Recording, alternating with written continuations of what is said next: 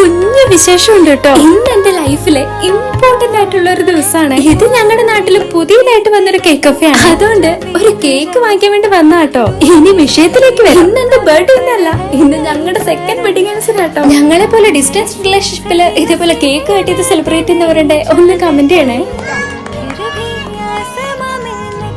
ഇസക്കുട്ടിക്ക് ഇത് ചാച്ചയുടെ മേമ്മയുടെ ബർത്ത്ഡേ ആട്ടോ. അവിടെ ഇവിടെ നിന്നോണ്ട് കേക്ക് കട്ടിയുന്നതിൽ എന്താ കാര്യം എന്ന് പറയുന്നവരുണ്ട്. പക്ഷേ ഇത് ഞങ്ങളുടെ ഒരു സന്തോഷം. ലൈഫില് ചില സാഹചര്യങ്ങളിൽ നമുക്ക് മാറി നിൽക്കേണ്ടിയൊക്കെ വരും. പക്ഷേ അത് നമുക്ക് വേണ്ടി തന്നെ. ഇത് ഏതോ വലിയ മഹാൻ പറഞ്ഞൊന്നല്ല, ഇതെന്റെ കെട്ടിയും തന്നെ പറഞ്ഞതാണ്.